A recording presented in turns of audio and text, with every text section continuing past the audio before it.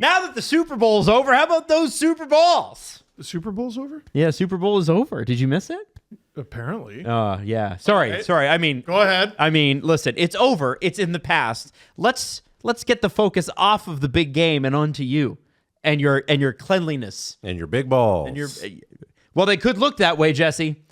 They look that way when you clean them up, right? And that's why you got to use Manscaped, right?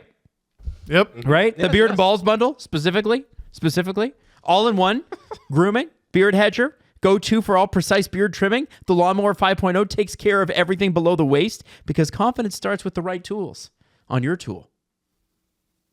Okay. Anyway, that's the discount. Let's get more? to the discount. We should have held that for longer. Beard and Balls bundle. It's not good for audio. For Manscaped. No, it's great. Visit manscaped.com and use the promo code DANGLE to get 20% off and free shipping. Whether you're suiting up for work, heading out for a night on the town, or just relaxing at home, Manscaped has everything you need to stay sharp from face to balls. Your skin will thank you, and so will everybody else. Again, it's manscaped.com. Promo code DANGLE. Beard and Balls bundle, 20% off and free international shipping. Tariffs be damned. Let's start the show. SDP,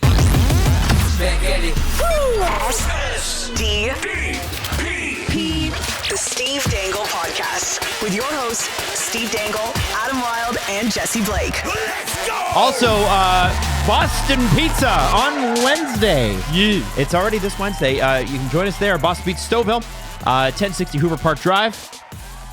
Show around 6:30. Gonna be hanging, talking, watching.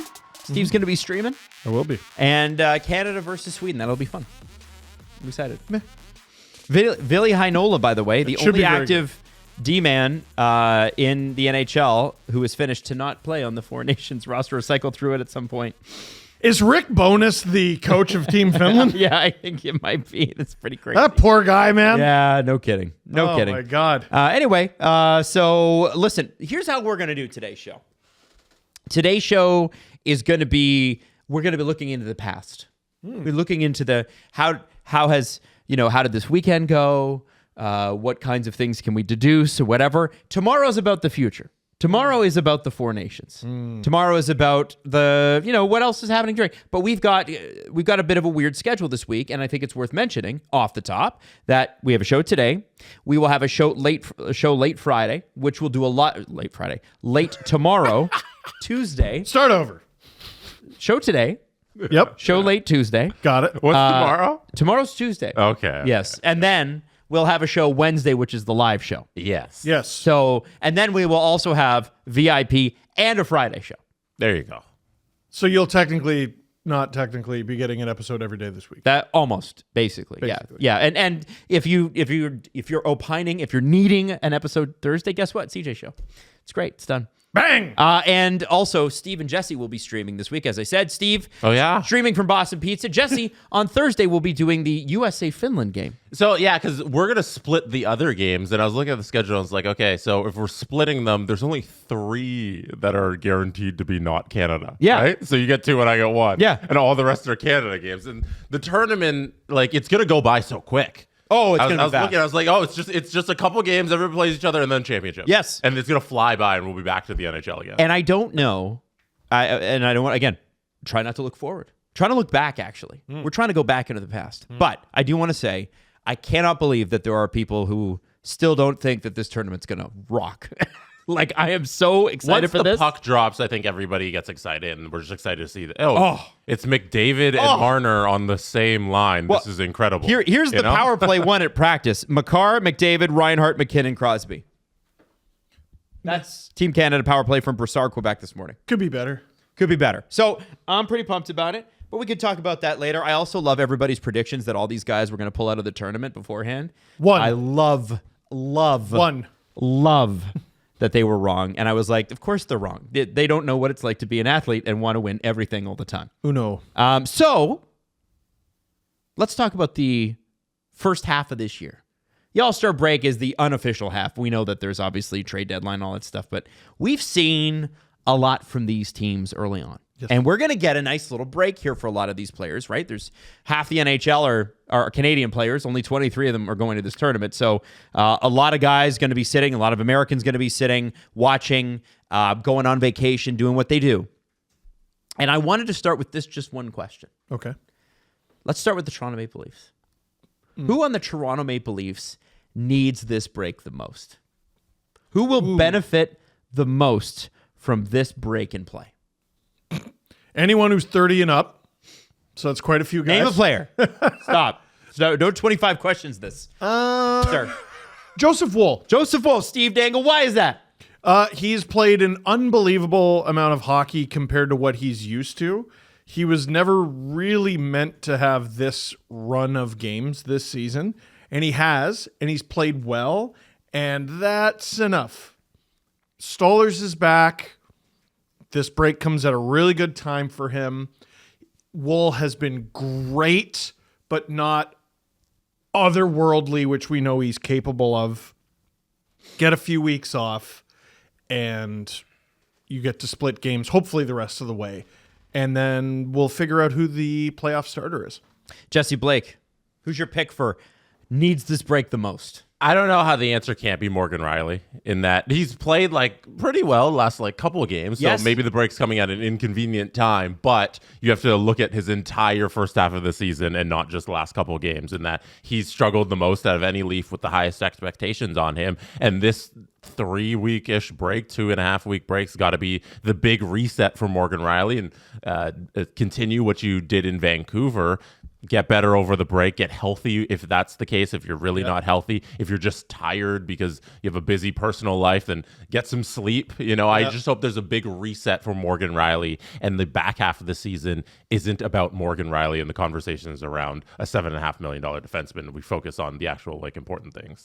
Producer Drew, who is a new dad again, he was like, man, Morgan Riley's been really good recently. I go, yeah, wait a sec. I'll bet any money his kid was born 5 or 6 months ago, and he looks it up. Oh, yeah, 6. Yep. But guys go through this all the time. Yeah. Like he's not even like the only guy on the team who's had a baby this year. So like it's not an excuse, but it's understandable. And now use this to get back to where you should be. I like that. Yeah. I like that. I'm going to go with Max Domi. Oh, damn. I think Max Domi could use a break. That's a good answer, man. I think he's played better while he's played with Austin Matthews, which is a role he should be in and has not been in the entire season. Yeah. He needs to be in a role with star players. He's a player that supports star players. That's what he does. Well, you go like this with your nose, Steve. You bunch your nose up like that. Clearly, Max Domi is not a player and not paid to be a player that drives his own line. And that's fair. That is his role. And what have the Leafs done this entire year? They've tried to make him drive his own line. And so I feel like he started hot. I think the first 6 games he had like 6 assists, and then very good. Got injured and then never really found the groove when he came back. I saw him play better in the first 3 games of this road trip. I didn't love Vancouver's game for any of them, to be honest, but it was a tight game. Shit happens. Good Lord. Hopefully they don't play Vancouver in the playoffs. Yeah, man, shut them all down. Man, they have their number. But I look at this and I go, okay, here's a player that the reason it's a story that he hasn't played well is because we've all seen him play better. So what if it's just a reset and you get a little bit, maybe he's still struggling with whatever he was fighting. I don't know, but I feel like there's a mental reset that could be used. I hope he takes 2 days off to veg on the couch. Then he does something light on day 3, like the elliptical. Oh. You know what I mean? And then he spends the entire rest of the break taking 12,000 shots a day. Because I've never seen an NHL player, like a dude who's paid to play professional hockey, have a shot die like Domi's. Like, does he have a bum wrist that we don't know about or Could something? be. Don't know. Crank up the flex on your stick by about 20 and shoot until your arms fall off for the next 2 weeks. He's got a noodle out there, and like you need to be an option to shoot. Right. For God's sake. Or Marner's been taken one time. If he babysits Morgan Riley's baby, he can get that parent forearm strength that you get from carrying babies around all day. You do get strong. There's the everyone knows the curling where this is very difficult to do on audio, but if you do the hammer curl, that's the dad muscle right there. There you go. That's this guy right See? there. Yeah. This is the thing. I think the Leafs had a pretty damn good Western road swing. And as much as I saw a few Dallas Stars writers say, well, it looks like the Stars look like they were thinking about vacation on that last game or something like that. And Didn't they win 8-3? I don't know. It was just something like there are teams out there that are like, yeah, that's what I was reading. I subscribed. Was with it a few not the insiders. Sharks? Was it No, a not the different Sharks. team? It's Stars. No, but they played the Sharks and won 8-3. Yeah, I don't know. Oh, That's what I read. The point I'm saying is that I feel like people looked at the Vancouver You're thing. right, Steve. What the okay. I'll show you the article if you want to see it. All right. No, I believe you. It's just an odd thing to say. I think the point is that there were fans who were pissed off about Vancouver on Saturday night, and I'm less mad. I'm looking at that as an aggregate thing. You are away for that long. They do suck against Vancouver. I'll grant you. Man. They're really bad against Vancouver. They stink. It's bad. But you won the first 3 games of the road trip and looked pretty strong in all of them. And Anthony Stolarz is back and looking like Anthony Stolarz. Have the Leafs lost 3, won 3, lost 3, won 3, and then lost this one? I don't remember. It's ridiculous. Listen, yeah, you're right. Like Stolarz to me is the biggest story out of all that. Mm-hmm. They've been kind of winning games all year. They're in this Atlantic Division goo, muck, whatever you want to call it, where they might win the division, they might get a wild card. Yeah. Like, you don't know. Again, like I want them to be in every single game. I want them to win every game. That's obviously unreasonable. But all season long, I've been saying, all right, so this little chunk of games is over. Now you got to ramp up. Right. Now this little chunk of games is over. Now you got to ramp up. So it's like, all right, we hit Halloween, we hit American Thanksgiving, we hit Christmas. This is it. Like, this is really it. There's 7 games remaining. Look at it that way. It's a 7-game playoff series before the trade deadline. That's not much. No, and I had to. That blew my mind when I was talking about I'm that. glad in you the brought that LFR. up. Wow. Yeah, because there's like a month. It's just shy of a month until the trade deadline, but it's the shortest month. And also, there's like no games because of the 4-nation faceoffs. The Leafs have 7 games left. Your team might have less. They have 7 games left before the trade deadline. They better win 4 of 7 at least. And it needs to be their best hockey of the season until the next 7 games. I have a question for you guys because we're talking about the first half of the season. I like how we're going over that. Great stuff, Adam. Mm-hmm. Oh, thank you. Steve, first of all, you're right about the 3 games, 3 losses, 3 wins, 3 losses, 3 wins, and then now they lost. So silly. They're guaranteed to lose against the Hurricanes and Blackhawks when they come back. Right. Damn. 3 losses Love in it. a row. Oh, I'm ready to be mad about the Blackhawks one. Looking at where the Leafs are in the standings right now, 68 points behind Florida, who's got 71 points, but Toronto has 2 games in hand. Ooh. Should we be disappointed with where the Leafs are in the standings because of how easy their first half schedule was? If you haven't noticed, don't pay that deep attention to the Toronto Maple Leafs, their first half schedule was very light. This was the first time all season they had 3 consecutive games on the road. Wow. They hadn't had a 3-game road trip all season long until this week. Wow. Now the back half of the season is chocked full of games on the road. Yeah. They had a very easy November where they had a weird break in the middle of the schedule, and then they had a whole bunch of home games. And that was their opportunity to take advantage of the schedule from October through to the 4 Nations break. Now you got a really tough condensed schedule with a bunch of road games from coming back from 4 Nations to the end of the season. Should we be disappointed that they are not higher in the standings looking at how easy their schedule was? It's tricky because I feel like they did dominate when their schedule was at their easiest, which was November, which like cartoonishly, I don't think I've ever seen anything like it. No. And we identified it before the season. I'm like, hey, so they like don't play. Yeah, like what? Did somebody make a mistake? Yeah. Like they don't play. So like it actually hurt my videos like in the algorithm because YouTube is like, oh, this guy like, just doesn't make videos very often. You abandoned your channel. And I'm like, no, wait, no. And it's taken time to ramp back up. Yeah. But then December comes and That's too many games. They played back-to-backs for 5 straight weeks, which is also crazy. I think the injury to Stoller's really hurt them because the drop-off from him to whoever the third guy is stupendous. They've also had a lot of injuries. I brought up a stat in the LFR, if I remember it off the top of my head, the 6 guys who were out there for the 6-on-4 at the end of the game, 6 forwards. They're the Leafs' 6 top goal scorers. Mm-hmm. Combined, they have 128 goals. The rest of the lineup has 41. Yeah. Actually, the rest of the lineup has less than that. The rest of everyone who's played on the Leafs this season has 41. Mm-hmm. All 6 of those guys, though, have missed time. Mm-hmm. Matthews missed like a month. Marner, I know, missed at least 1 game. Willie missed at least 1 game. Tavares was out 2 different stretches, and he had the illness. McMahon was a healthy scratch at times. Nyes has been injured twice now. Who have I missed? Did I miss anyone? Oh, wait, Matthews. Yeah, I think you got all the 6. Yeah, I think I got them all. Yeah. All things considered, I think they've done, I wouldn't say like above expectations. I don't know if I'd say below expectations either. They have enough games left in the season to reclaim top spot. Mm-hmm.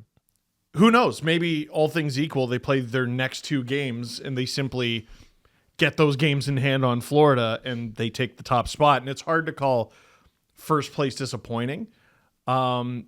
I go back to what I said about the Leafs when there were no expectations of them in their rookie year in the 2016-17 season. The Caps' great playoff loss year. Yes. Yeah. But we were talking about like coming down that stretch because the Leafs weren't playing so great, but Tampa had like no players left.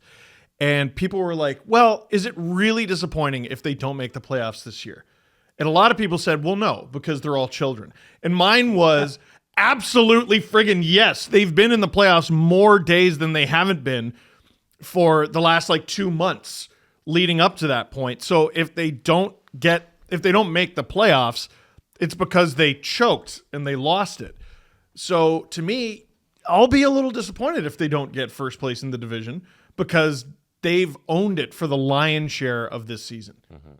The lion's share of the games that matter. I know it's a long, wishy-washy answer to what you asked. No, it's very good. Adam. They're not bad. Could be better. I for one have been. I think the injuries are a thing. I think the underperformance of Morgan Riley is a thing. So the fact that if they're not underperforming, they're not overperforming. They're on track. Jake McCabe, how many Leafs have played every game? Very few. I could look that up, but yeah, not a lot. I don't know if it's any of them. And I mean, there has been a lot of shifting around. You're talking about a team that now is trying things with the roster that I would say they haven't been. How many games have been played total? Is it 55? 55 by the Leafs, yes. So Riley, Nylander, Lorentz are the only 3 that have played all 55. Nylander's played all 55? I could have swore he missed a game. No, he's 55. Oh, all right. No, I believe you, Adam, but damn. Yeah. All right. So I don't know. And Riley being in that group is, so really 2 guys. Yeah. Have played every game, and it's Lorentz and Nylander. But Adam, you were answering the question. Yeah, the question is essentially, if they are on track with all of that going on, I think I'm good with it. I do think, and I've said this before, I think that this is a year that you need to win the division. You need to win this division. This is a team that's done this 6 times in its entire history, and 4 of those times happened. 5 of those times happened before the millennium. The Lightning are lightninging. 4 of those times happened before 1967. And I think you've got to really consider the advantage that you have when you have that. Yes, they might have to play the Lightning. Yes, they might have to play the Bruins. Yes, they might have to play the Senators, who seem to have their number as well. It's the playoffs. But I don't know, man. It's the playoffs. There are no bad teams. So figure it out. And I think what also is playing into this, guys, and I have liked what I have seen overall. I know that there are some people that have some fears about the scoring and stuff, and I get that. I think they're very clearly missing a forward up front. This team is playing a vastly different style than they were playing last year. And I think adjusting to that has been very interesting to watch and exciting to watch.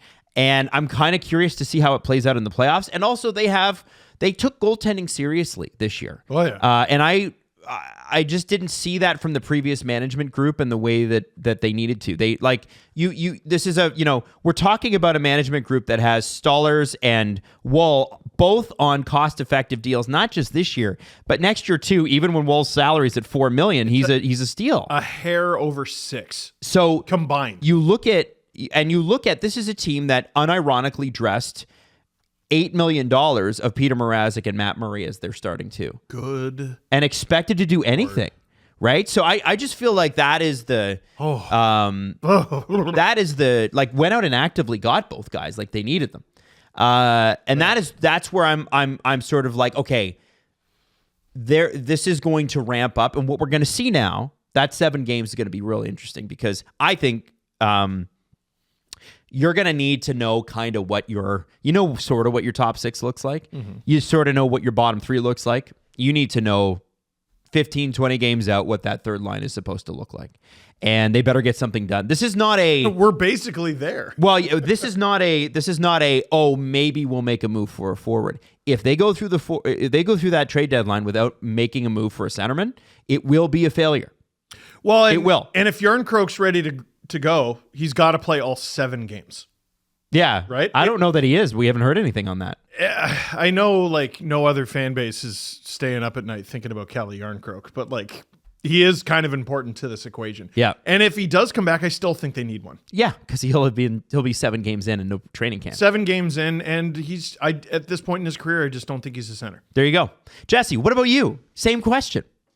I think the goal scoring, the different type of hockey thing you mentioned is important because I look at where they improved and fell from last year, and just on the goals against thing, they were 21st in the league in goals against last year, and they've hopped up to number 12. So they're just allowing a whole bunch of less goals. But last year they were second in the league in goals for, and they fall into 12th, which I feel like isn't as big of a deal as hopping up from 21 to 12 in the other category. Yeah. You know, you're winning in a whole completely different style. You'd love to stay second in goals for and also be way up there in goals against, but you can't have your cake and eat it too unless you're the Winnipeg Jets.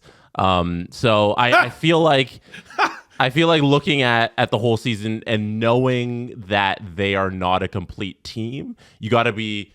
I think you put it perfectly in your long-winded answer, in that they kind of fulfilled expectations. Yes. It's not that they failed based on the schedule or that they exceeded where they should be. It's kind of, this is where they are right now, and it feels correct. They are what they are, yes. And it's not that they're playing above or lower than they should be. And now that you know the flaws and where you can improve, there's time. You got time here on the actual calendar, not as many games, but improve on that. You know? Now it's about, there's no excuses because we know, go out and get some depth scoring. Yep.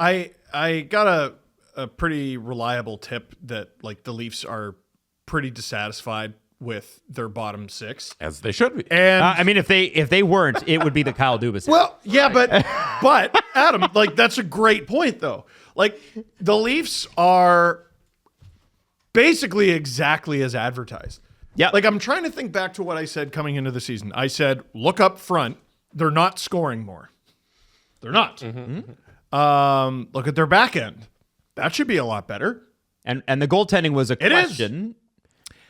We were excited about it. I liked it. But you still couldn't have gone into the season going, well, it's a lock thing. It's like not a Stolarz lock, played 27 games all last year. Yes. So there was a question of, okay, so there's 82 games. We know he can play this many and Woll can play this many. And there's like 20, 25 games left over. Yes. We're going to have to figure that out.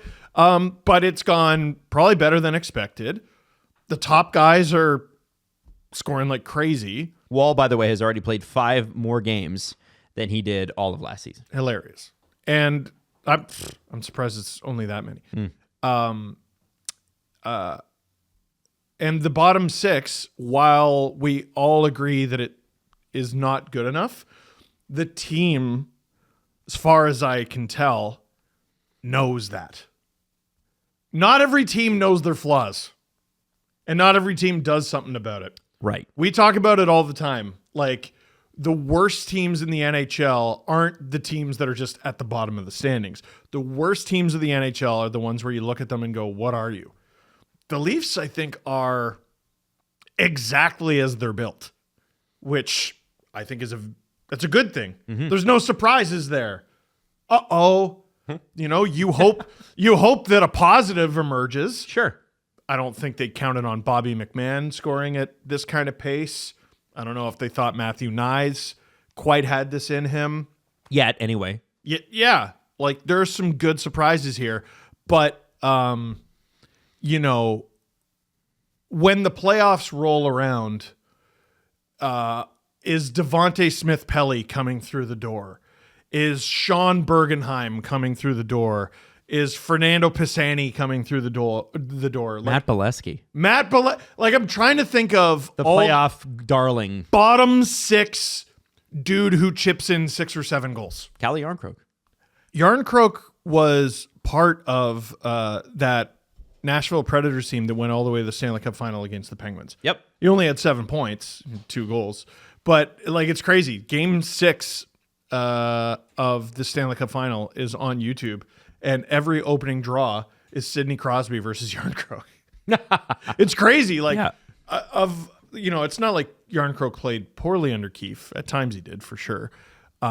His best offensive totals were under Keefe, but I kind of feel like him and Berube would get along really great.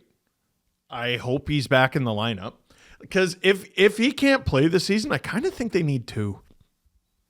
I agree with you. They'll also probably want to add on the back end because I think that maybe they could use a little more depth defense. So it's a question of what are they going to value and what are they going to need. But yeah. Boy, Benoit Myers did not have a good night against Vancouver. No. Thank goodness for Joseph Woll on that one. Okay, so then here's my next question. If you guys, I would like to move off of the Leafs and onto the wider NHL. Do you have anything else to add to the Leafs for now? Shout out Vancouver. Oh, I thought they played great. They've been playing great hockey. Since Quinn Hughes went out. They stole a win the other night, and then Saturday they looked great. And Demko and Lankinen are both at like Vezina caliber level, which is crazy. Demko's out now, potentially. Yeah, but who knows what that injury is going to be? I don't know. He's going to have a couple weeks to repair here. But I just mean like the games he was in over the last week or so, both of them have been unbelievable. And Vancouver's look good. They look like the team from last year that's playing really good defense and then getting a timely goal here or there. All-time regret in fantasy. I picked up Lankinen early this season, and I've just been riding him to so many wins. And then they got stinky for a bit, and Demko came back, and they were playing Demko. So I'm like, okay, he's not winning, and when he's not starting, and when he's a backup goalie. Yeah, he's not starting, and when he is starting, he's not winning. So I dropped him, and I regret it. Yeah, I regret it. You can't like hang on to a backup goalie and just hope that there's an injury. Like, yeah, that's not a smart way to run your fantasy. No, you did the right thing. I know. You shouldn't regret. I know somebody that picked up Tony DeAngelo in fantasy, and they just had he had 2 goals the other night. Yeah, great. They were both against his own team. Yeah, man, did he ever put that home against his own team? He did. And one deflected off him later too. Attaboy. Yeah. So moving on from the Leafs, I want to ask you guys the same question I led the last segment with, but let's make it about the teams. And you can have a minute to think. What NHL team most needs this break? Almost needs the break. Like a timely reset. Like, hey, All-Star game wouldn't have been enough. We need this now. And this is going to be great for us, and it's either going to turn our season around or it's going to propel us to do even greater things. Like, who could it be? Okay, I have an answer, but I want to check how teams are doing over their last 10 to confirm another one. Okay. Let's see. Because there's a team that we were singing the praises of for a while, and then they got real stinky.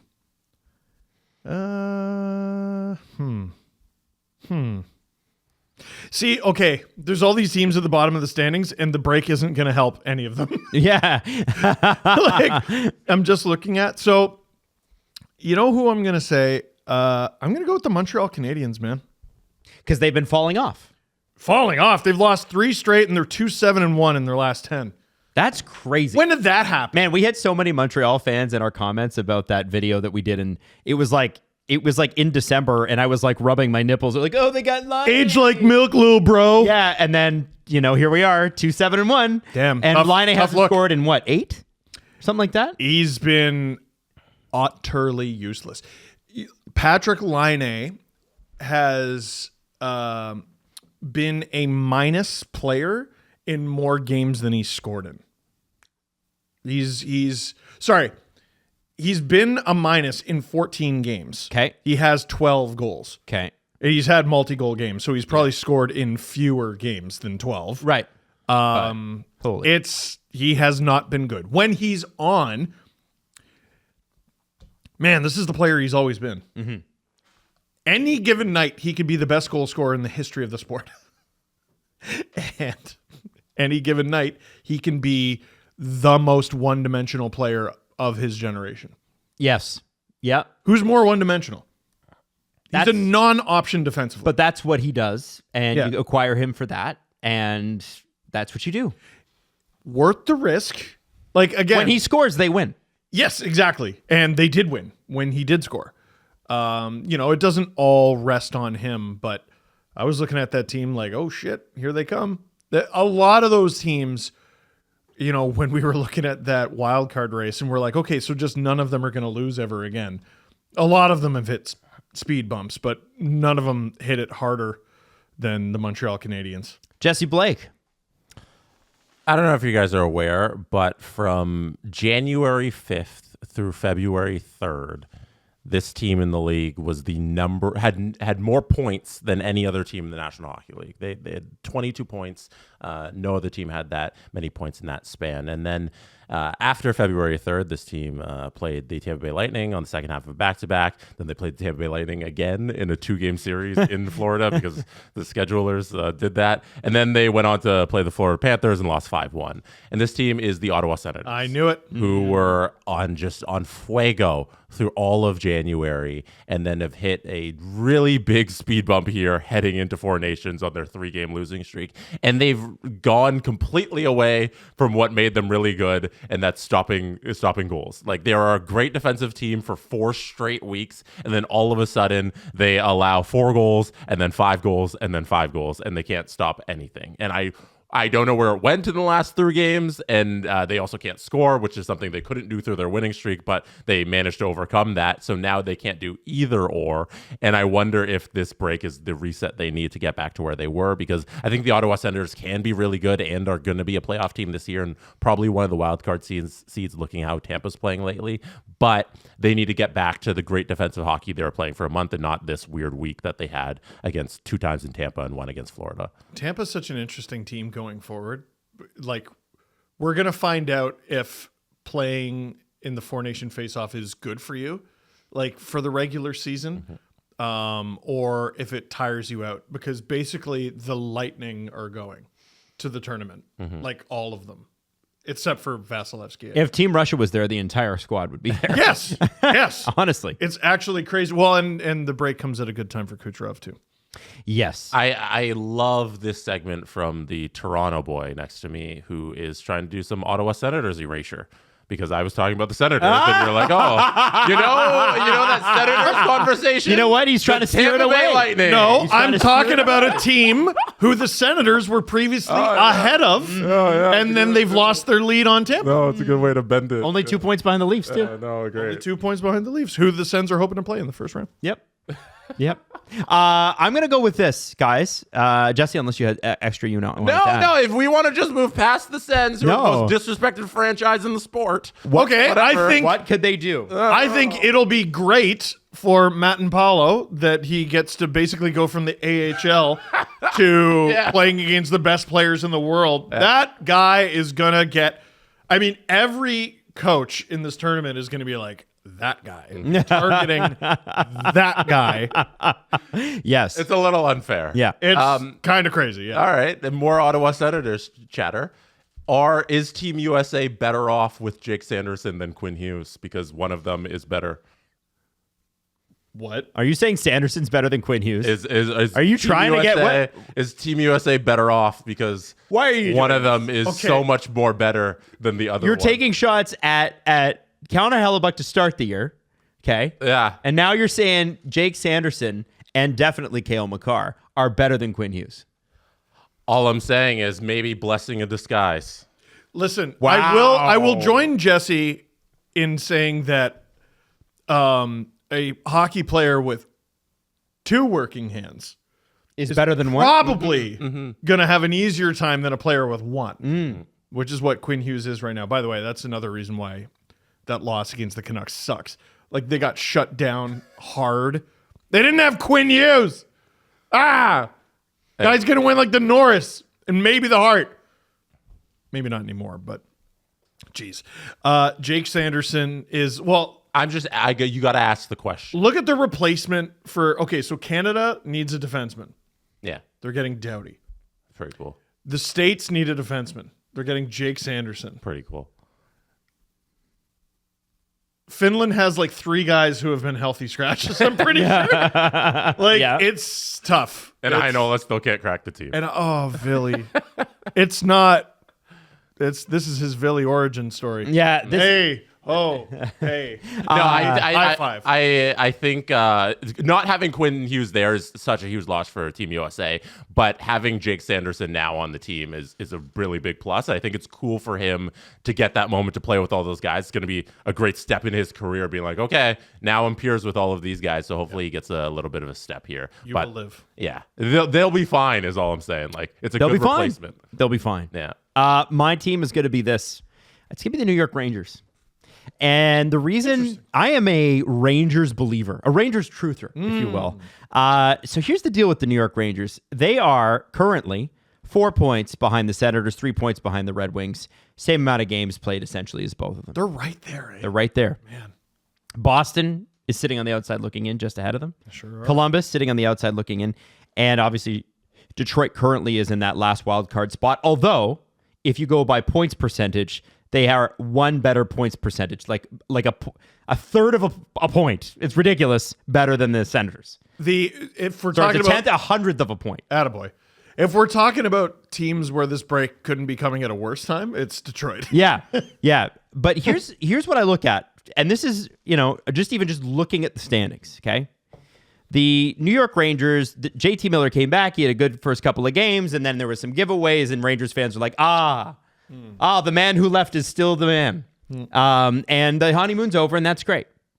But the Rangers have had, I think, of any NHL team this year, the most arduous time as a dressing room. You had one of your guys, you went all the way to the conference finals last year, and then your general manager's like, I don't like this locker room guy who I signed to the contract. And also, I don't like the captain. And we're going to make this a real issue for 3 months. And then we're going to put another longtime player on a memo with the captain. We're going to send it to 31 other teams and go, who wants it? We're just giving it away. Palm trees or not. And the Rangers played not like they were bad. They played like they were emotionally devastated. And you can tell. Like, I'm thinking about the Ducks 2 years ago. Depressing hockey. Just right? Miserable. And even in that, even though they got, and I would say that Shesterkin deal in 3-4 years is going to look so good. It's going to look so good. It looked good now. The fact that he only got 11.5, we're talking about players making 14. We're talking about Moose getting 14. He hasn't been good enough. Moose? No. Well, Shesterkin? Yes, Shesterkin. Yeah, but the New York Rangers, if you look at something like just face value, goal differential, -3. I know in their last 10 that they're 5-4-1. That's a vast improvement. It must have been -30 at one point. This team went to the conference finals last year. There are not that many players that are that different. I know Ryan Lindgren's having a bad year. They might move him before the trade deadline. They won double-digit playoff games. It's just They what won I'm saying. 10. You're telling me, and again, no disrespect to the Senators because I think they've had a very good season.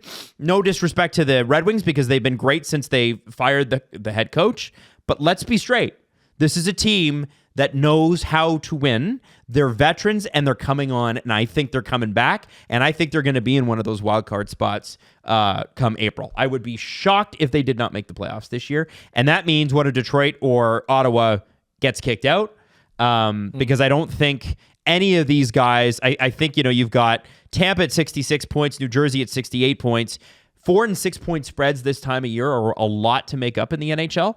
And barring some collapse from one of those teams, I just think the New York Rangers have it now. And it's a little bit of FU attitude. It might be FU upstairs to the management group and the owner. It's probably FU to the media. And it's probably FU to the rest of the league. And also, they're all like 32. Yeah. So they also can see that the end of their career is, well, you can see it in the distance. It's visible. It's on the horizon. Better get it done, boys. Yeah. You got a couple years, that's it. It's tricky to see because you're getting so old. But Yeah. Hey, why do you think I have these? Yeah, that's right. The number one thing to come out of this tournament might be tea. Oh, yeah. God, I'd love to be a fly on the wall in either the Sweden dressing room or the Team USA dressing room. Talk about it all. Well, Team Sweden's got Petey. Holy shit. Zabines. And Zabinajad. Yeah. Team USA's got Kreider, which is very funny. Miller. JT Miller. There's a lot of tea going on there. Oh, there'll be some things shared. There's some things. Yeah. You know what I'm curious about on the Four Nations thing in the locker room? What percentage of the Swedish and the Finland guys speak the native tongue? I would most of them. think all of them. Yeah? Yeah, I think most. Yeah, they all grew up there, right? I don't know. This- Like Willie, he speaks Swedish, but he kind of grew up there. But I not think it was really. like after 8 years old, he was there the whole time. So I think he would speak it. Yeah, he does. He Yeah. does. Yeah. The Swedish guys trick you because some of them like barely even have an accent. Yeah, that's what I'm saying. No, I'm pretty sure they're all. All of them, yeah. Now, what are they speaking in the dressing room? I'd love to know. Are they speaking Swedish in the dressing room? I'd or are love they to know. is it speaking English? I would imagine Swedish. You think so? Do we know? You know what confused me was that there was a video of What are they dreaming? Are they dreaming in Swedish or English? That's what I want to know. one time years ago when I was doing those KHL videos with my friend Andre. I would shoot it at his apartment, and we would obviously shoot the videos in English. And when I was there, his girlfriend was there, and she would also speak in English. And he told me, he's like, you had left about half an hour ago. And finally one of us in Russian goes, why are we still speaking English? They didn't even notice. They didn't even notice. They just kept speaking English to each other. Yeah. I wonder, like, when the Finnish team is out there and they're like at the face-off dot and they're all huddled and they're making little plays, are they talking in Finnish? You should. You think? I mean, so? Yeah. think of you know, you're always saying the players go 100%. Yeah. That's what I'm talking about. Yeah. You can just out in the open be like, I'm going to go over there now. Like, it's actually an advantage that the Swedish and Finnish players have. That's Because, what I was gonna say. yeah, how many guys on Team Canada and Team USA speak Swedish or Finnish? I'm going to say 0. Not many of them. Or I don't like, think they needed to learn that. I They think might do know some of the play on words. The other team. yeah. they might know some of the particulars, like friggin', I don't know, face off, shoot, pass. I don't know. Do the Swedish and Finnish teams have a strategic advantage over Canada and USA in terms of secrets? I mean, Is you there can literally secrets per 6? put your stick in the air like you're calling for it and be like, don't. You could out loud be like, don't. I don't want it. Jesse, you know what they'd say? They'd say Vorm Chocolade. Vorm Chocolade! They probably would. What they're gonna say? They definitely would. Garlic beer, because it's a thing. Forgot about that. I wish I had one. I wish. Apparently, they had garlic beer in Sweden, and it made you radioactive. Yeah, it wasn't a thing. Yeah. Because I think it's just something they serve It's like to one us. bar is like, let's feed this bullshit to Yeah, foreigners. you came here and you're like, everybody there drinks garlic beer. Nope, just David Alter, pretty sure. It was literally just Alter. Yeah. I think it was Alter and Kevin McGran, maybe. Yeah. That's it. And we asked Mats about it, He was like, no. and Mats was Oh, like, yeah, we. Although, to be fair, maybe he was the wrong guy to ask. Like, when's Matt's going to go to a pub in Sweden? Well, I think he He's would kind of a know about the celebrity. goings on in Sweden. I think Matt's. You should have answered truthfully. Well, that sounds like a tourist novelty or poor people drink. Yeah. And neither. So Yeah, I can't relate. Sorry, I don't know what the Poors are up to lately. Yep. That sounds silly. sorry, I was on the Leafs pre-salary cap. I don't know what you're talking about. We need to make a note that the secrets per 60 for Sweden and Finland will be through the roof. So there you go. Why not? There you go. You could skate. You could skate directly up to the goalie on a breakaway and tell him what you're going to do. And he has no idea. Hellebuck's going to be like, I don't know. I don't know. Yeah. Okay. Now we got to get to the BetMGM big story because we need to recap how good or not good Steve and I did with our Super Bowl picks. And I already know I got a few of them wrong, so it's probably not me. Okay, so listen, Steve and I are not exactly known for our deep football knowledge. If you want that, you need the Jesse Blake Sports Report. However, we did do a bunch of futures and a bunch of like playoff props and things that we should get. They're not futures. Well, they're not futures, they're playoff props. Prop bets. All right. Super Bowl prop bets. So we'll start with the easy one, Yes. which I know I got wrong because he was the antithesis of this, the guy I picked. Super Bowl MVP. Oh, dear. Who'd that go to? that went to Jalen Hurts. Steve, who did you have? I picked Saquon Barkley. And Adam, who did you have? Mahomes. Okay, so no points for anyone. That was bad. All right. Okay, so 0-0 on the board. All right. we Halftime go. performance, first song. What song did you have? I said, Don't Kill My Vibe. That's incorrect, I said not like us. which isn't correct either. So he did a like interlude kind of preview thing off the GNX album to start, but the official first song that he started with was Squabble Up. Okay. So That's controversial to me. what do you mean? It's so I was in another pool for this, and we did first song. The first beat played is Whacked Out Murals, which was my right-in answer. I picked other Whacked Out Murals, nailed it, but the first lyrics weren't from that. Yeah, I think you got the first lyrics weren't even like a song that was even on the board that was pickable. Yeah. You know, so I don't think you get credit with the beat. I know. Yeah. So I picked Not Like Us, and I'm wrong. Yeah.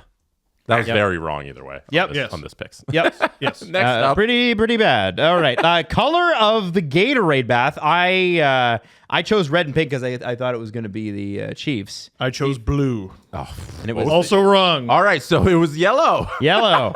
So we are 0 for 3 currently. On Okay. your Super Bowl So prop. this one got controversial. Okay. Length of the national anthem. John Batiste, who is a New Orleans boy, great singer, great artist. He swung around on the end. Yes. He said in the land of the free several times. Yes. Home of the brave is the end. Land of the free, though, he said like 2 or 3 different times and really stuck it. Now, that led to a whole bunch of confusion because the over-under on the national anthem was 120.5 seconds. So that is 2 minutes, 0.5 seconds. Okay? Over-under. From what we understand, Jesse, Yes. the official count was exactly 120 seconds. The What? official count was under.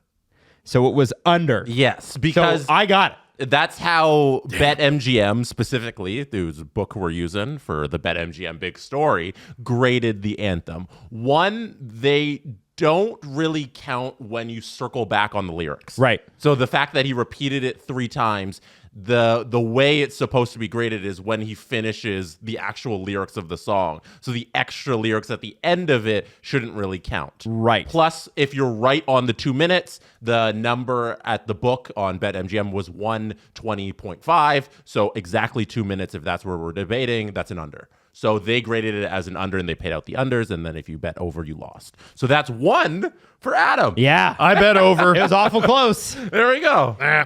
Coin toss winner. I chose the Eagles.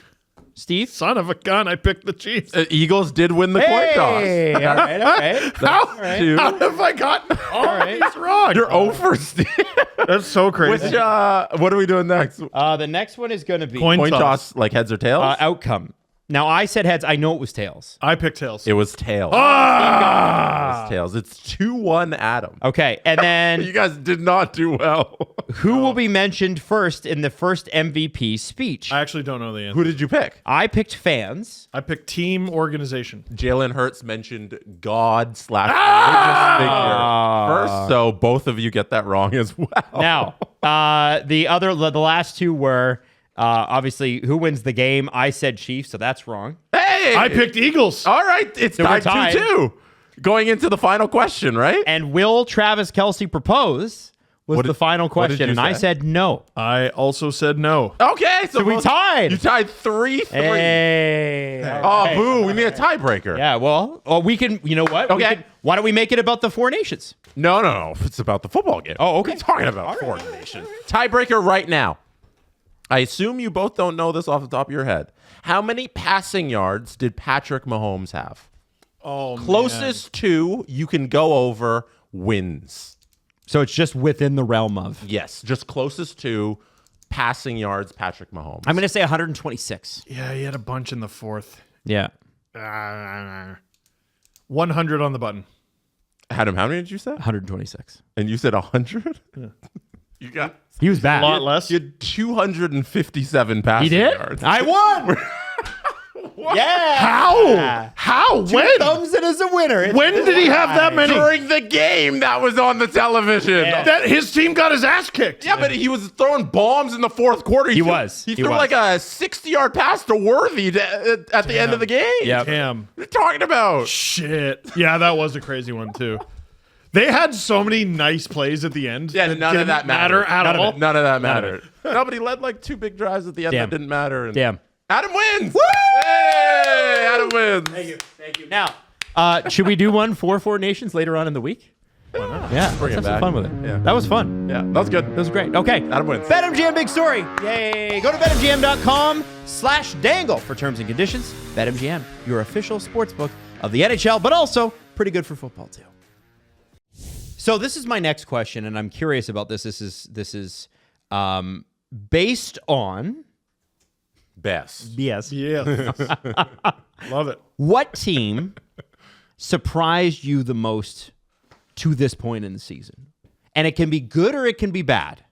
Surprised you the most? You want me to go first? Go ahead, Jesse. This one's You gotta so answer. easy for me. The Winnipeg Jets. Yeah. Like, all they did last year was lose miserably in the playoffs, and then come the offseason, they're like, okay, we're just going to run this thing back. We believe in this team for some reason, and they've all guaranteed contracts the previous offseason for how many tens of years Scheifele and Hellebuck and all of them are going to be there, and they ran it back, and all of a sudden they're the best team in the league. And a lot of that's to do with the goaltending, but a lot of it's also they're getting a lot of high-end scoring out of Connor and Scheifele, and then the defense is excellent. And there's really no flaws with how they're playing right now in the regular season. We'll see how it holds up in the playoffs because that's always a different game. But right now, to me, that's the biggest surprise on a team that just said, just throw it back, and it works. It's crazy. Yeah. Biggest surprise, It's Steve. a good answer. It is a good answer. I have a team that's not in the playoffs and a team that is. Pick one. Okay, fine. I'll say the Columbus Blue Jackets. Oh, I like that. We all wanted it to happen. None of us expected it. They're right there. They're improved from last year. They're improved from the year before that. And there's no real reason for them to be. Their goaltending is still a catastrophe. The back end, I mean, Werenski's heroic. Norris caliber. Yeah. Top 3. Yep. Easily. But like injuries alone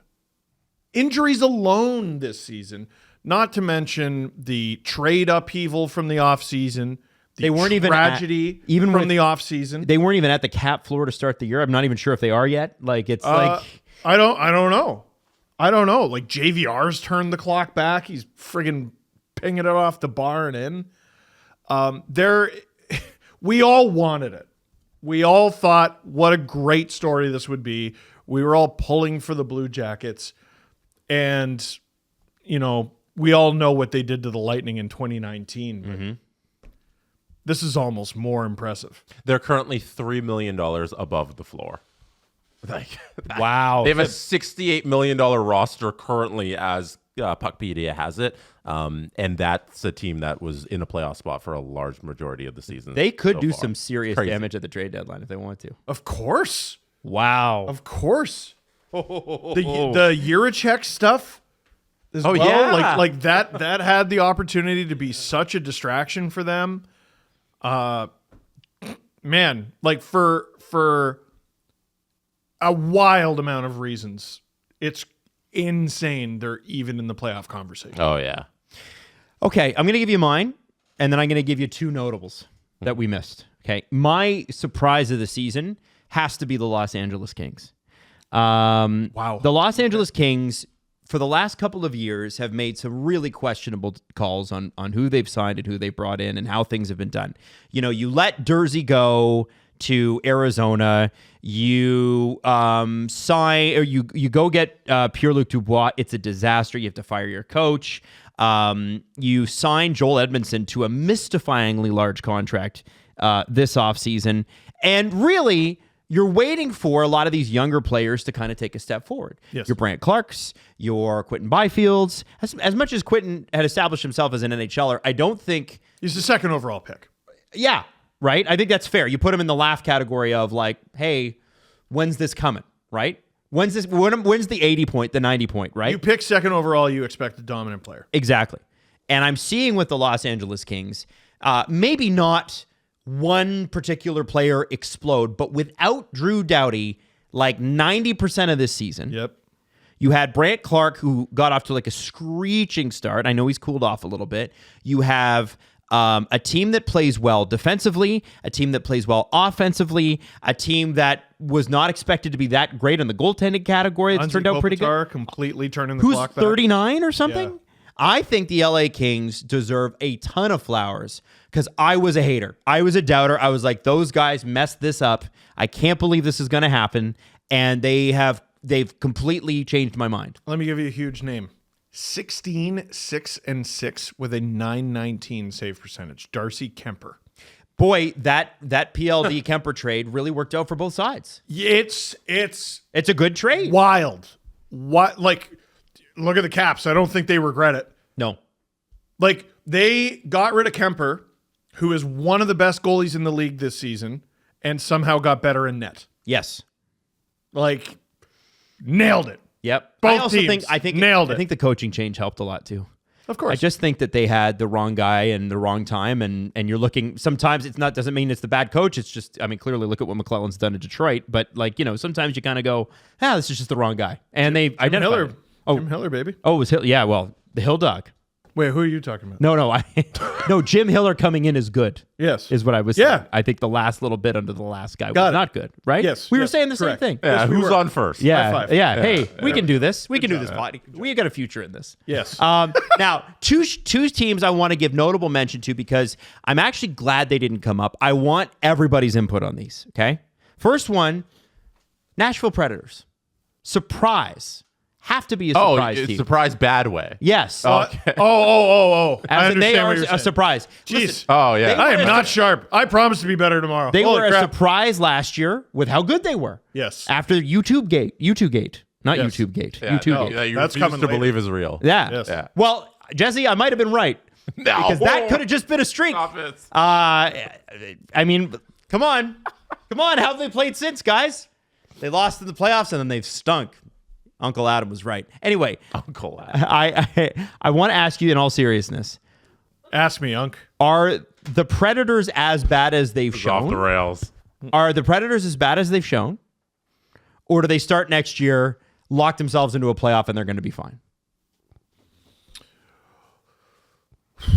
No, you give Barry Trotz another offseason to wreck this team. I think they'll probably be worse.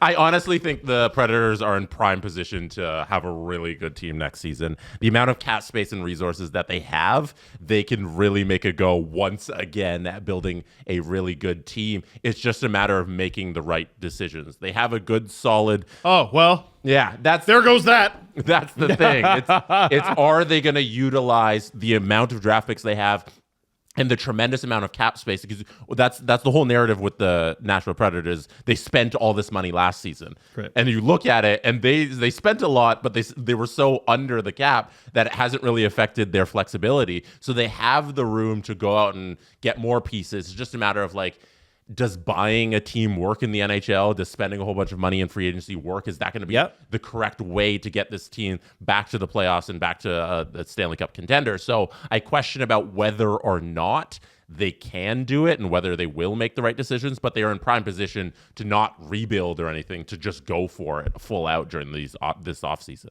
I will say, this is a hell of a draft to have 3 first-round picks. Oh, yeah. That's what I'm talking about. Yeah. Like 3 firsts. I think it's like $18 million in cap space right now. You go to the deadline, it's even more than that. They can be a facilitator, a third team in. You're still a destination, too. And people like there. Yeah. Every offseason we hear about guys going to Nashville because it's awesome to play in Nashville, especially when they're winning. So I think they can be good. It's just a matter of, do they have the right guy in the GM spot to make those decisions? Ryan O'Reilly was singing the praises of Mitch Marner a few months ago. Oh, Reunited and it feels so Good. All right, the other There's some team. big names. The other team that is a surprise that we did not mention, and they've kind of gone under the radar lately, but even after a coaching change, this team, when they made the coaching team change, they were in the playoffs. Now that they've made the coaching change, they're not. The Boston Bruins. And as Leaf fans, you have to understand, if you're not a Leaf fan, I completely understand why you're like, well, that happens. As a Leaf fan, no, it doesn't. And it's one of those teams, like CJ, I remember a couple years ago was like, is this the year that it's finally sort of like fall off time? And then they went out and they set the league on fire, and they did end up losing in the first round, but they set the regular season record for points. Yep. How in 18 months did Boston go from that to this? How did it happen? And what can be done to arrest this? How do you change this? I'm seeing Brad Marchand pop up on trade boards. What? For real? If it was any team other than the Bruins, we would be having that conversation, though. It's just because it's the Bruins where we go, oh, that makes no sense. What are you talking about? It's an aging veteran with great playoff pedigree with an expiring contract. Yeah, that is, to a T, exactly the kind of player you look to trade. And has had a relatively good year as well. 44 points in 57 games. Mm-hmm. Yeah. That's not quite his standard. But No, any normal, but he's 35. your point, like any normal circumstance, any regular team, this is the guy you trade at the trade deadline. Yep. Yeah, the guy 100%. who's unsigned, going into the offseason, who's aging, and you get a bunch of either futures or young guys that you can play in the roster very soon. It makes sense to trade them. It's a very specific circumstance in that it's Boston and the captain and Brad Marchand and everything that comes with him. Jesse, Swayman and Ullmark, you were saying, were 6 and 7 in Vezina voting last year. Yes, last year, yeah. Ullmark won the Vezina 2 or 3 years ago. Yeah. Swayman just signs his big deal. Yeah. 2 goalies have played for the Bruins this year. Neither of them have a save percentage that starts with a 9. Oh, my goodness, really? That'll kill you.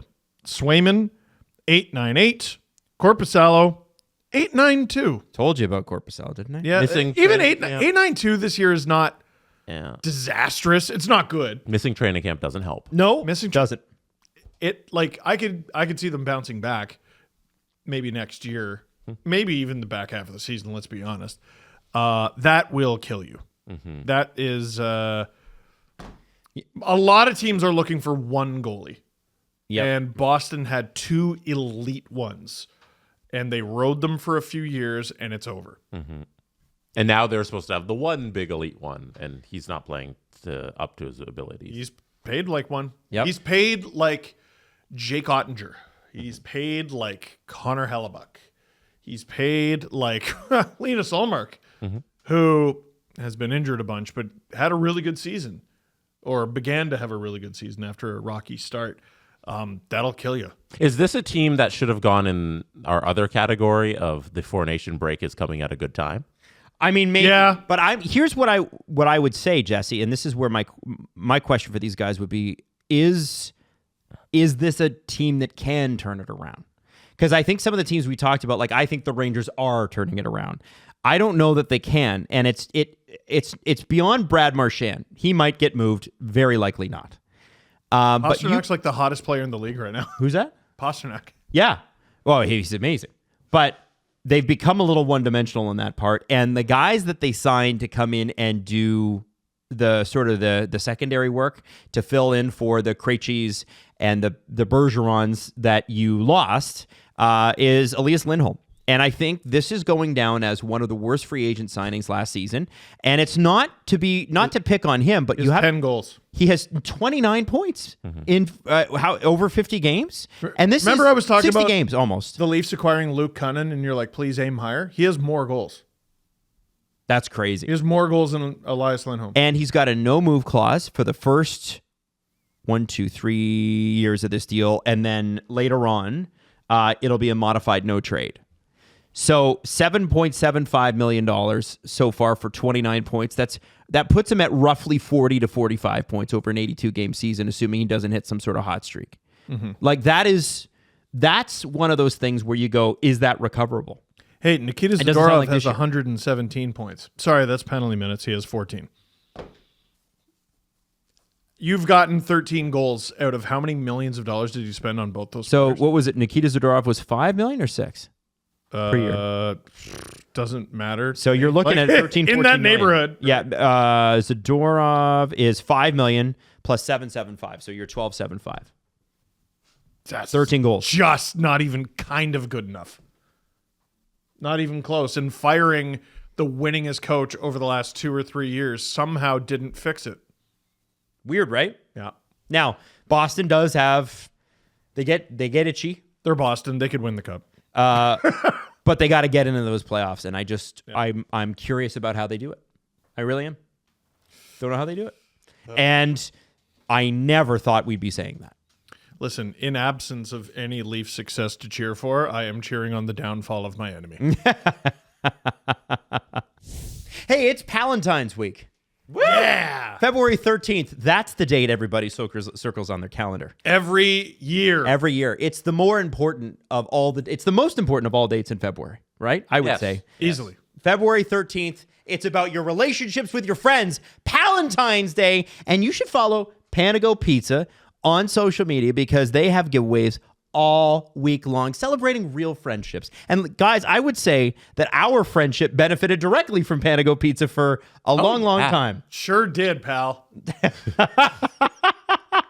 We have spent a lot of time and a lot of years eating Panago Pizza and obviously enjoying our Palentine's Days together. Jesse, can you give us a good Palentine's Day memory? A good Panago Palentine's Day. My favorite memory of us as pals is when I scored a virtual OT winner and Second round like win. easily. It was like NHL 17 or Yep. whatever, how many decades ago it was, and we all ran and hugged like it was actually an OT winner for the Toronto Maple Leafs. And we did get Panago that night. I do. Yes, we did. Yes, because we're pals and That's we eat right. Panago. So listen. What a night. Panago Palentine's Day, celebrating those special moments of friendships with great giveaways. Check them out again. Panago Pizza on social media and enjoy the giveaways and the pizza. All right. I want to do a bit of an extended press conference today, if we can, because tomorrow we're going to take a real deep look at Four Nations. I figured today would be a bad day to do it because you never know. You know, we're just now getting the lineups in practice. Like they're just being tweeted now. We're just now finding out that, hey, Sidney Crosby looks like he's going to play. Hey. Right? We didn't even know that this morning. Did not know that. So that's cool. So I figured like some more storylines will play out tomorrow and we'll talk about that all tomorrow. Now I think we do an extended press conference because we haven't done a lot of them. Let's go. Do it. The Presser. SDP. The Steve Dangle Press Conference. One thing I want to start with is Leafs talk. Oh. Because we get a lot of Leafs questions all the time, and sometimes I avoid the Leafs questions because we'll spend an hour on the Leafs and we kind of cover everything. But today we didn't cover this question here from somebody with the username SL, but it's not Steve's SL. Yes. It's BFLR2734, which I hope you're a real person. They wrote, if the Leafs get Dylan Cozens, would you let Tavares walk this summer? I feel like they would just have the same problem, wouldn't they? Yeah. Like, No, why wouldn't you have? The point would be to have both. yeah, to quote a famous Mexican grocery food commercial, why not both? If you're listen, you're I didn't not. even know that's what that's from, but that's interesting. Wow. It's what I know the saying. I just didn't know the reference. soft shell or hard shell. Why and not she both? goes, why not both? And then they lift her up on their shoulders and they celebrate. Oh. It's a very popular commercial. What Mexican restaurant? It's It's not a restaurant. It's Old El Paso. Old El Paso. Yeah. And your taco kit. Yes. You know. Which I- was White people taco night. Steve, Steve, do you have a lot of white Shredded people talk on cheese from the grocery store. Shredded cheese from the grocery store. Steve, how often do you have white people talk on that in your home? Not often enough. No, you need to. No, not often you need to enough. ramp it up a little. Yeah, I really do need to. Man, you know what? I'm gonna text us. So we're getting Mexican I tonight. like that. Yeah. Oh yeah, Do it. White Is people talk Mexican on O del Paso? I want to order Oh, okay. Mexican tonight.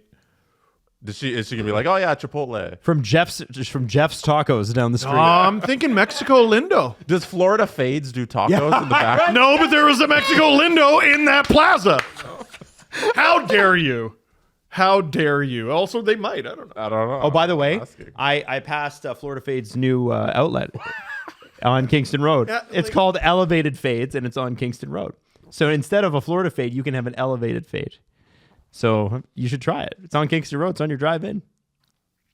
I want you to know in the comment section, you could never be meaner to me than my friends. You know? What? I just want you to elevate your game. Oh, yeah? With Elevated Fades. Adam, what do you think about Dylan Cozens and Tavares? I think you want to have both. Listen, they're getting a center. Oh, it's like that taco commercial. There's going to be so many people who are like, I know exactly what commercials Steve's yeah. doing. It's a very popular. meme. Why is the meme? And why not both? It's a popular meme. Yeah, It I is. don't watch a lot of commercials. And a meme. I will tell you that I don't think the Leafs are going to get Dylan Cozens. So, because the Buffalo Sabres want a player like Dylan Cozens, which begs the question: why not keep your Dylan Cozens that you already have? We have Dylan Cozens at home. But I think what's going to happen eventually is they're going to need to find a center option for C2C. Because John is a phenomenal player and can play in most situations. Where you got to watch John is foot speed.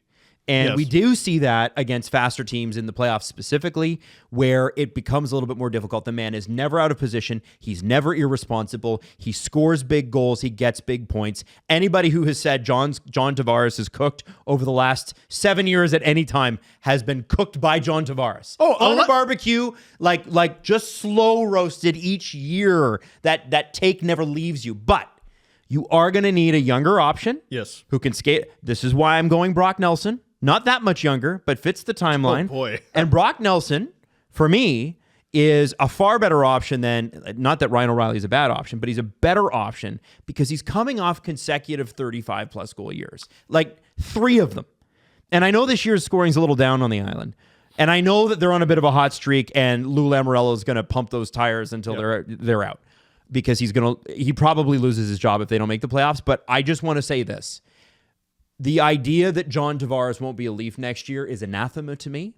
I just think What is that word? It means that I've it's never heard that disgusting, word. It's terrible. I would hate it. An anathema? Anathema. Anathema. Yeah, you can look it up. I'm going to. John is going to stay. The Leafs are going to sign him. It's going to be a good deal, enough that you're going to want to build a statue. I think, like you're going to be like, man, he took a discount a second time to be a Leaf. Damn, two mil. And That's crazy. And I think that there is a realistic world where he is 3C next year next to, let's say they don't have to trade Easton Cowan. He's bringing young Easton Cowan into the NHL. That'd be Or sick. young Fraser Minton who lived at his house.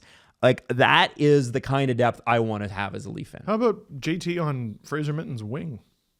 Totally, because I think that's probably where his future is. He can probably win you a faceoff and then move to the wing. Yeah, I when it comes to the Dylan Cozens conversation, I don't look at it as this then that. I think you can and should have both. Yeah. You just go out and get Dylan Cozens, and then you just add to your riches. Yeah. By the way, Yeah, but you're not going to get Dylan Cozens. look at us talking about a Leaf team that has Dylan Cozens and also Fraser Minton. We are out of our minds. Oh, it wouldn't happen. No, it's not happening. Yeah. Next up, we have audio from Mitch Marner. So the Leafs have been watching the O.J. Simpson documentary in amongst their team. Like all of them have been Which watching one? it recently. The new one that's out, not the Made in America one. Okay. Yeah. So they asked Mitch Marner about it, and here's what he said. Oh, it's a very fun answer. William said he was watching the OJ stuff yesterday on his day off because everyone on the team is. Are you locked into that? Yeah, I watched it too. It's crazy. What did you learn?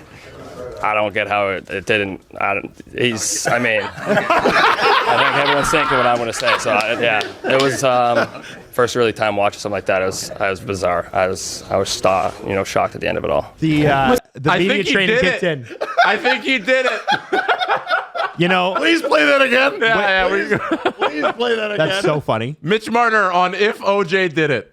William said he was watching the OJ stuff yesterday on his day off because everyone on the team is. Are you locked into that? Yeah, I watched it too. Okay. It's crazy. What did you learn? I don't get how it didn't. I think everyone's thinking what I'm going to say. So it was first really time watching something like that. It was bizarre. I was shocked at the end of it all. You know what I love about this is Mitch is like, what do I say to not get sued here? But like he's not gonna get sued. OJ's dead, man. Like you don't need to worry about it. You see where Mitch is like casual Mitch, and it's like I don't know what to say, and then he slips back into NHL Mitch. PR Mitch. Yes. Where it's a great dog. I've never seen anything like that.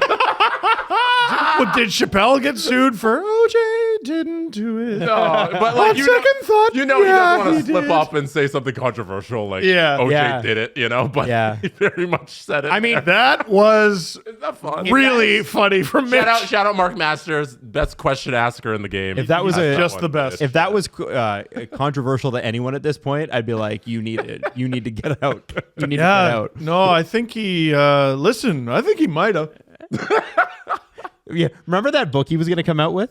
That you remember said, the title? I did it. If I did it. yeah. No, But I the think it was the- called "I Murdered Two People." the book looked like it said I did it. Right. With the way they designed the front of the book. Well, the reason for that, Why is that? because Nicole's family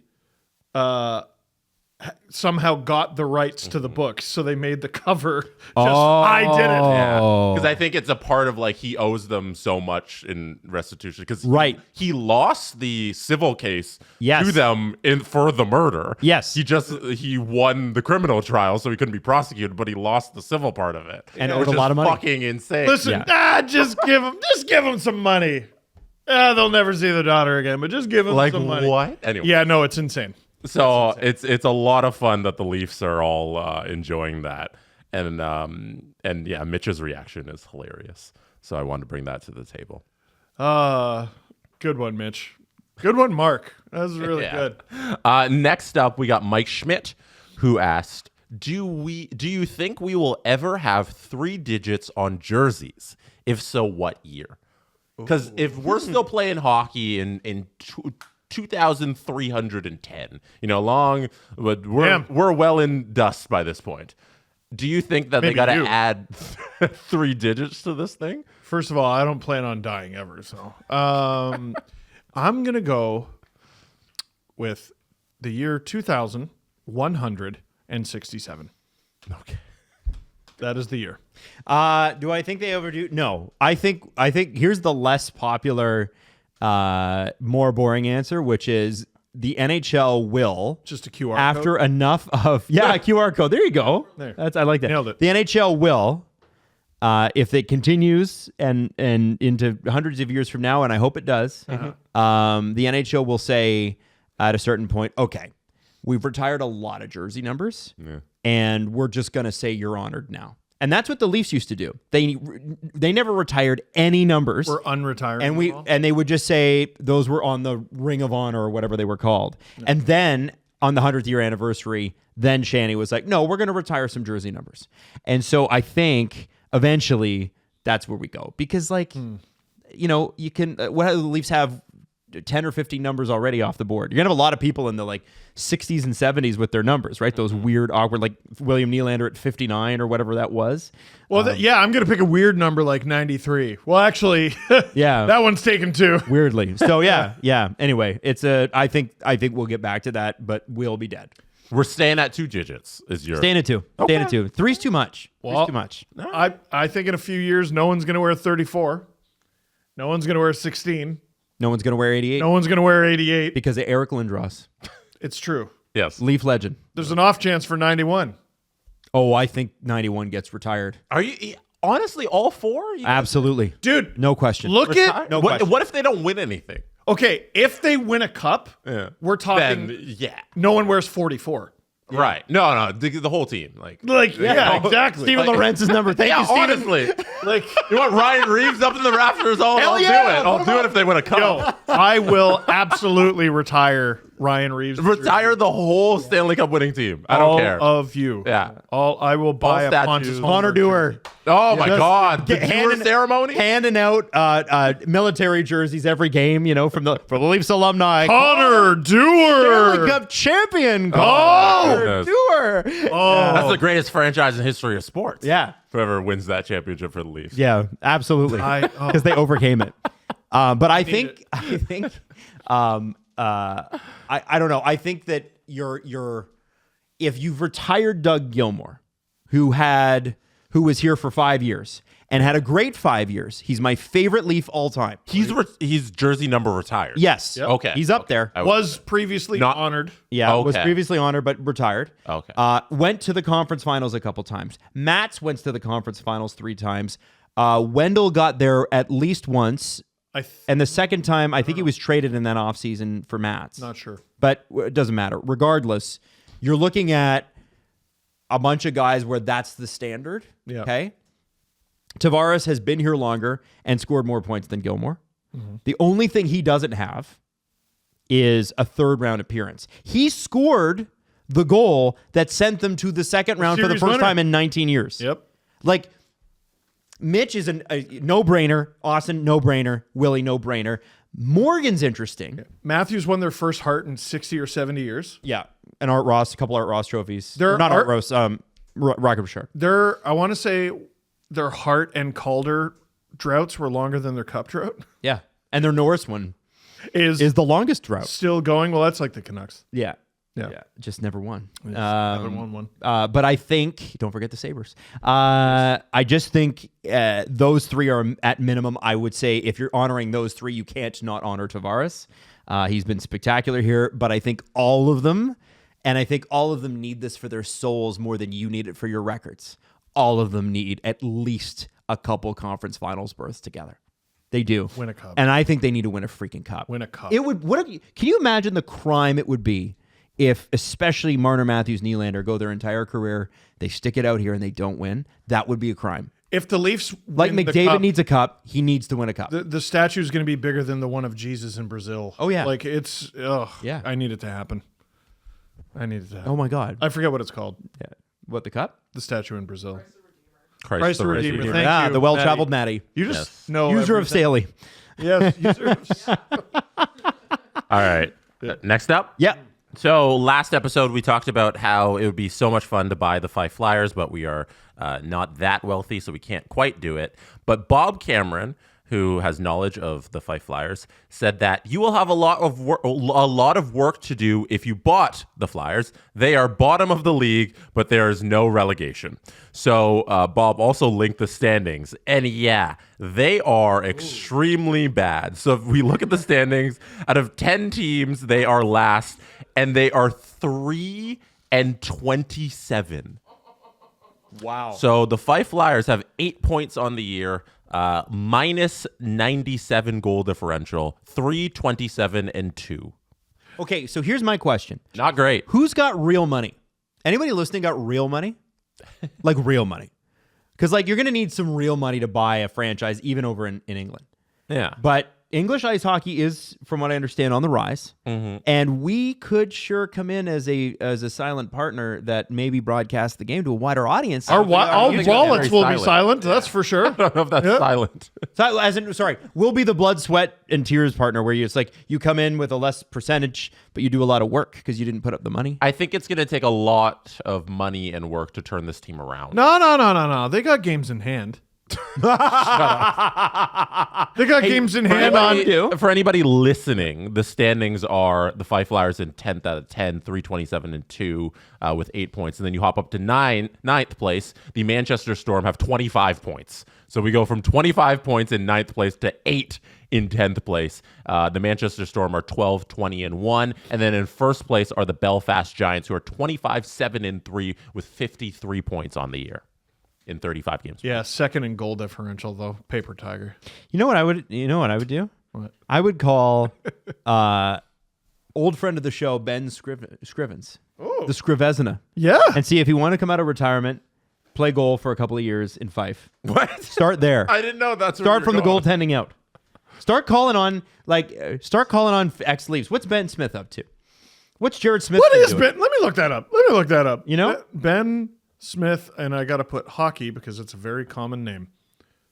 He's only 30. I'm younger than Ben Smith. I'm sad. All right. Well, depressed. He is still playing Where? for Munich in the DEL That's a pretty good league. with, oh my gosh, look at these names. Look at some of these freaking names. Tobias Reeder, Leaf legend Adam Brooks. Oh, wow. God, I love Hockey DB Roulette. Will Butcher, Taro Hirose. Dude, I love this. I love this very much. I'm so glad I did this. I feel like this is Adam's least favorite part. I don't of our give a podcast. shit. This is I where don't Steve care. sits by himself at the bar saying random hockey names. Yeah. Not And there are a bunch of people who have the best time doing it.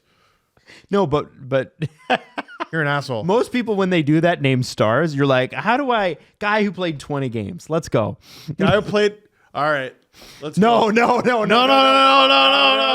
How close can I get? Pierre Hedin.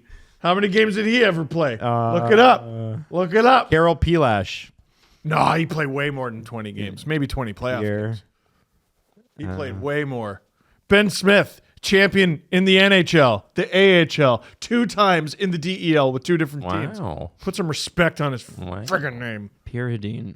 Pierre Hedin. You guys want to get to our 3 games. fat guy segment? 3?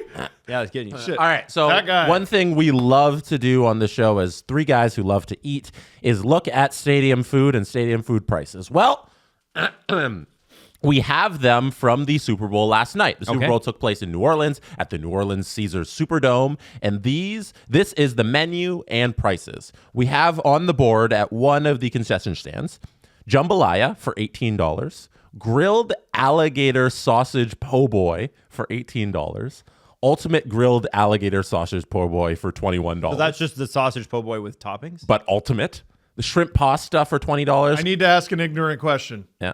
Is the sausage made of alligator? Yes. Yeah. Damn. You ever had alligator? Yeah. I have never had alligator. Okay. Adam? I have. And? Tastes like chicken. All right. What? Actually does. Shrimp pasta, $20. Crawfish pie, $14.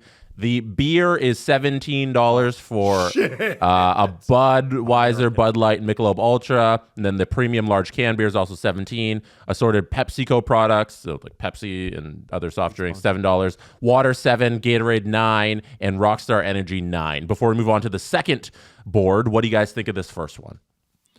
Honestly, What are you ordering? cheaper than I thought. Oh, I'm having the sausage po' boy. Ultimate or the regular? Ultimate. I'll pony up the other $3. Yeah, you I'm got the going money? for it. Oh yeah. Oh yeah. No, I'm at the Super Bowl. Money is no object. So you thought it'd be more expensive? Oh yeah, way more. I mean, that's still insane. Yeah. Also, okay, I know it's New Orleans. Mm-hmm. I love seafood. A little weary of ordering it at a football stadium. It's pretty fresh. Yep. I hope so. And I would also say jambalaya. If I'm getting jambalaya in New Orleans, I'm not getting it at The Superdome. Superdome. Yeah, it's still called that, right? Yeah, no, I'm not getting it at the Superdome. You know what I don't want at a sporting event? Are you- Soup. I would do the grilled alligator sausage po' boy. Are you Because- saying that jambalaya might be better at like a restaurant? Yes, perhaps one famous for it. Yeah. You went to New Orleans and got the Superdome jambalaya? Right. I love jambalaya. I would eat that, no question, but I just want to get it from a restaurant. Okay, let's bring up this second part of the menu, which is more like snacks and stuff. We got nachos for $10, ultimate nachos $18, seafood nachos $25. I have I never don't had think so. seafood pie. Neither have I. No. I'm interested though. Thank you. Super Bowl ultimate nachos $36 That better be the size of a car for for 36. 36 American dollars. Oh man, dude, that would feed 4. I would guarantee. It better. It would hit like lasagna. Ultimate salsa verde walking taco. Ooh, I don't even know what that is. a walkie-talkie. Hey. Hey now. $18. Hey. For a salsa verde walk, can you Google that? Salsa verde Walking taco. Then they have the same drink menu as the top one. What do you guys think about this food menu while Adam looks up the salsa verde walking taco? Way more expensive, and therefore scary. So a walking taco is when they have chips in a bag and they make it in the bag and then you eat it with a spoon. Oh, I've seen those on TikTok. Yeah, that's a like walking taco. The messiest damn thing I've ever heard. Yes. So Tostitos actually makes them, not necessarily for these guys, but they make them and you can peel them off in the States and then put the whatever kind of toppings and stuff on them you want. But a walking taco is not bread. It's like a I don't know, some sort of cellophane. Kind of crazy. The ones I saw on TikTok where this dude had like his own food truck kind of pop-up stand thing, and his big promotion that day was bring your own bag of chips, and I'll make it in whatever chip bag you bring. So you saw people bringing like giant bags of chips, and he'd make it in that and pour like all the meat and the beef on top of that. Wow, really cool. That's cool. Yeah. I'd try it. It'd be like it was like $5, and I'll put in your own bag of chips. It was cool. I freaking love that. I think it's a little reasonable. Yeah, It's American prices, so it's like even more for us. But for the Super Bowl, I feel like this is okay. That ultimate nachos is like 55 Canadian dollars. Oh man. Holy shit. Wow. Seafood nachos is interesting. Mm-hmm. How premium large is that beer can too? Is it one of those double? Is it like an 800 milliliter? I'm assuming it's like a regular ass beer. Oh man, You know, that's rough. That's rough. $17 for a beer. Yeah, $7 for a water. I should be able to fit my head in it for that price. You should. My head. Yep. I want it. Yeah. All right. Next up. Next question we got is more Leaf stuff. This one is from Natasha at Willie Thews on Twitter. If you could pick a Leaf killer to be on the Leafs, who would it be? You get one Leaf killer from all the years of team of people killing them. And they have to be this year. Yeah, They have to be this year. You can't pick one from the past and pick them in their prime. You can't pick Marchand at his prime and win. No, you're taking the guy this year. I have an answer, but I think it's controversial because they're not known as a Leaf killer. Okay. Leaf killer, I think, is defined by you play the Leafs and you kill them every time you play them. Mm-hmm. Jake DeBrusk, Claude Giroux, Jordan Stahl for some reason. Josh Anderson for some friggin' reason.